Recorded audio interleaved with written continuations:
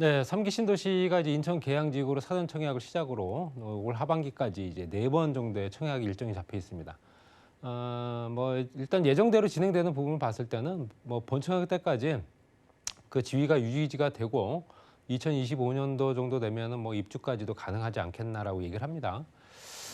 그렇지만 실제적으로 이제 민간 참여 비율이 워낙 좀 작기 때문에 이게 조금 문제화가 될 가능성이 좀 있습니다. 그래서 전체적으로 도시가 만들어지기 위한 인프라 구축 이런 것들이 굉장히 어려운 상황이 될 수도 있다라고 보여지고요. 또 부지 매입하는 데 있어서 조금 문제가 생기지 않겠나라는 생각도 들고요. 그렇기 때문에 당연히 이제 가야 할 길이 좀 많이 남았다라는 생각이 들고요. 그동안 이제 우리가 알고 있는 이제 신도시라고 하는 개념들 가장 처음 생긴 도시가 이제 일기 신도시죠. 분당을 시작으로 해서 일산, 중동, 삼번, 평촌까지. 이 지역들도 지금 현재 30년이 넘은 단지들입니다.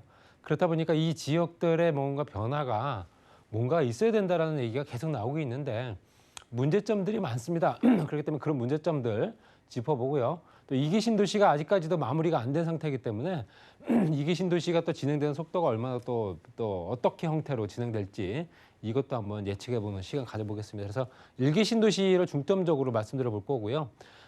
일단은요. 1, 2, 3기 신도시 위치를 보게 되면 우리가 알고 있는 1기 신도시다 한다면 여기는 뭐 현재 아시다시피 평촌, 그다음에 3번, 중동, 일산, 그다음에 현재 분당까지가 1기 신도시죠. 그래서 이렇게 5군데가 진행됐고요. 2기 신도시는 김포, 검단, 운정, 그다음에 이 주변을 봤을 때 광교라든가 위례, 또 옥천, 화천 이런 지역들이 이제 들어가 있습니다. 그리고 이번에 이제 발표된 3기 신도시는 고양시 창릉, 또 인천 계양, 이번에 지금 사전 청약하고 있는 지역이죠. 부천의 대장, 그다음에 남양주 왕숙 1, 2, 그다음에 호남 교산, 과천까지 이렇게 들어가 있습니다. 그렇기 때문에 전체적으로 봤을 때 위치적인 여건도 사실상 3기 신도시가 훨씬 더 서울 지역과 가깝죠. 서울 지역과 가깝기 때문에 서울 지역의 중심이라고 하는 이제 중구, 이제 서울시청부터 시작을 합니다. 서울시청에서 거리가 얼마가 되느냐 그걸 따지는 거고요. 서울시청에서 거리가 땄을 때도 굉장히 서울 인근에 거의 현재 서울과 인천, 경기권과 경계 지점이 있다 보니까 위치적인 입지적인 여건은 상당히 우수합니다.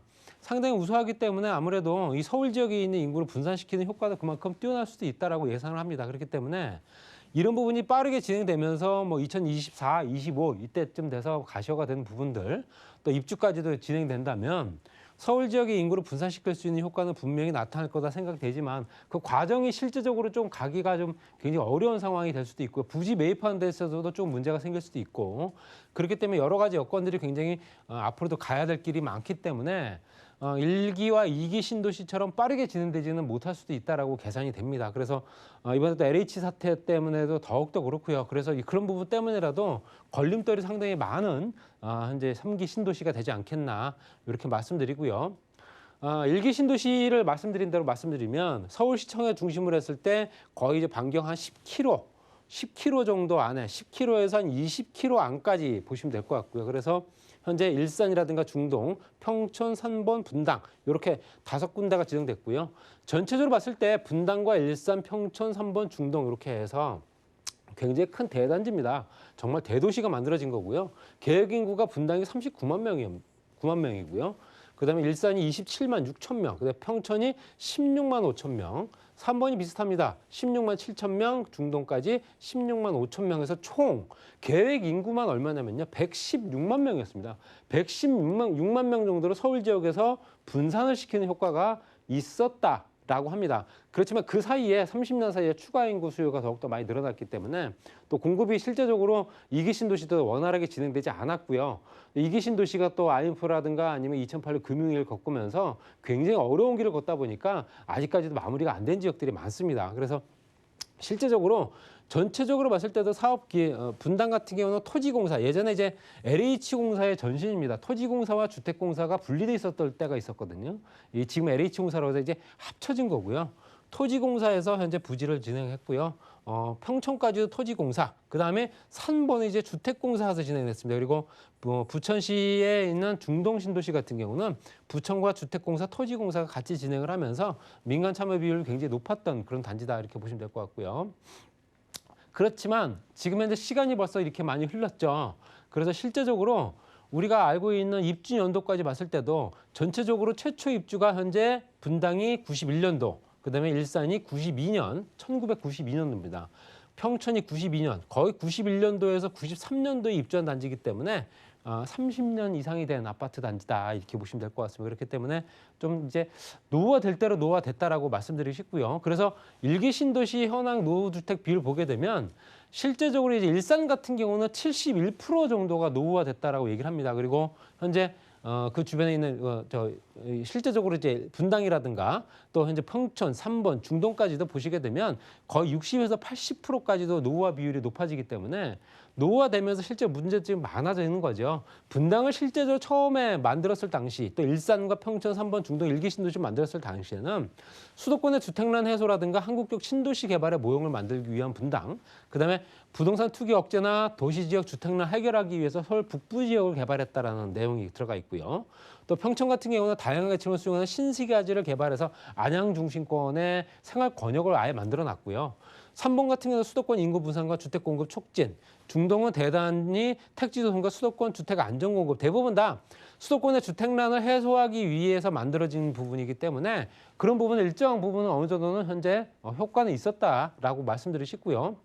현재 주택 평균별로 공급을 보게 되면 실제적으로 이제 91년도 기준 봤을 때는 40평방미터 이하부터 해서 142평방미터 초과까지 봤을 때 전체적으로는 비율을 보시더라도 현재 실제적으로 85제곱미터 이하, 25평 이하의 비율이 굉장히 높은 걸 보실 수 있죠. 그렇기 때문에 또 60평방미터 이하 비율도 또 꽤 높은 걸 보실 수 있고요. 그렇기 때문에 전체적으로 현재 중소형 아파트 단지 18평부터 25평까지, 그러니까 우리하고 33평형 아파트, 방 3개, 화장실 2개 정도 되어 있는 그 정도의 규모의 아파트 단지가 대단지로 많이 공급이 됐다라고 보여지고요. 뭐 대형 평수 같은 경우는 현재 14,000가구 정도밖에 안 되기 때문에 그 뭐 대형 평수 비율보다 중대형 평수, 중소형 평수 비율이 그만큼 높은 현재 도시였다 보시면 될 것 같습니다. 그리고 인구 밀도 같은 경우도 수도권 지역과 이제 수도권 지역 1기와 2기를 비교를 하게 되면 2기 신도시는 아직까지 마무리가 안 됐기 때문에 인구 밀도가 높지 않을 수밖에 없고요. 그렇기 때문에 비교하는 건 조금 무리가 있는데 1기 신도시가 분당 같은 경우 일산, 평촌, 3번, 중동 봤을 때도 인구 밀도가 가장 높은 지역이 이제 3번입니다. 3번. 3번이 인구 밀도가 현재 400인 헥타르당 400명 정도 되는 거고요. 3번 같은 경우 3번이 그렇고요. 근데 평촌 같은 경우가 한 320명 정도.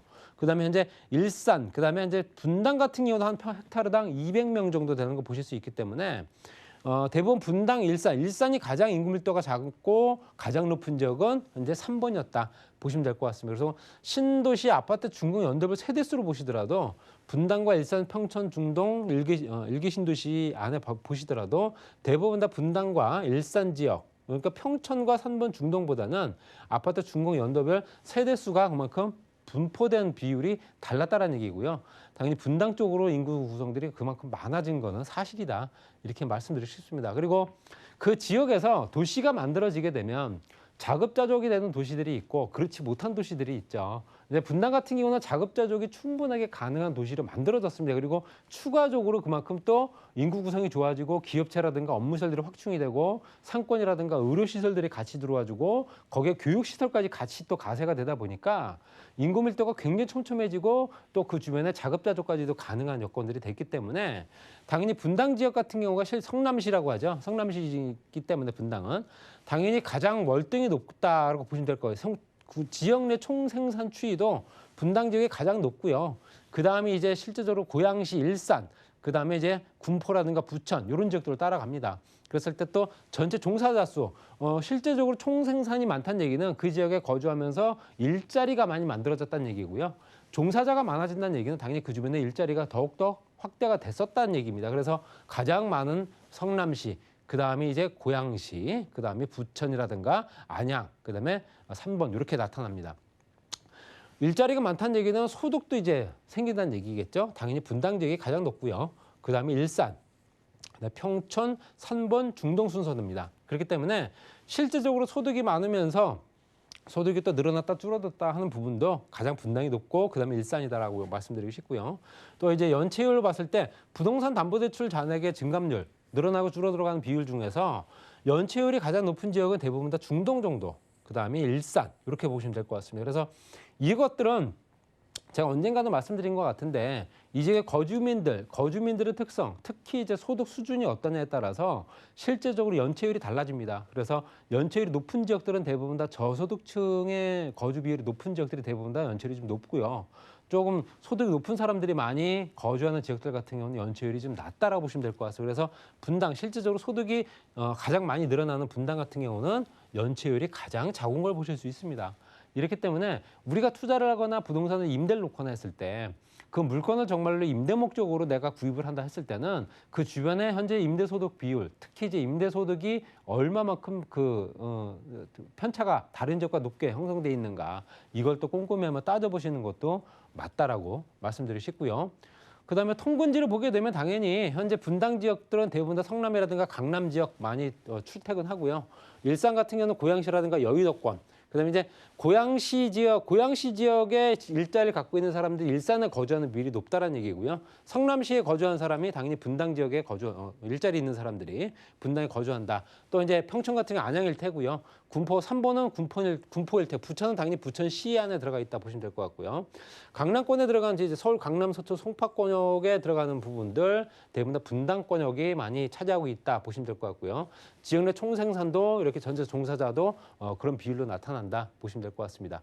매매 가격 지수라든가 이런 것들은 당연히 뭐 그동안의 변동 사항이 워낙 많았지만 매매 가격 지수라는 거는 그 지역이 매매 가격이 가장 비싸다가 아니라 그 지역의 기준점을 100으로 봤을 때 현재 2010 전년도 기준의 100보다도 높아졌느냐 낮아졌느냐 그 지수를 따지는 겁니다. 그렇기 때문에 그 기준은 매매 가격을 기준으로 잡는 게 아니라 지수로 해서 100을 기준으로 높아졌으면 가격이 오른 거고요. 100보다 낮아지면 떨어진 거다 이렇게 보시면 될 것 같습니다. 그중에서 평촌이 가장 높게 올랐고요. 3번 분당, 중동, 그다음에 일산 이렇게 보시면 될 것 같습니다. 그리고 지금 현재 이 지역들 일기 신도시 지역의 현재 가격이 얼마였느냐. 현재 2000년도 당시에는 현재 분당이 643만 원 정도였습니다. 분당이 딱 2000년도 20년 전에는요. 643만 원이 지금 현재는 3천만 원이 넘게 5배 정도가 뛴 거고요.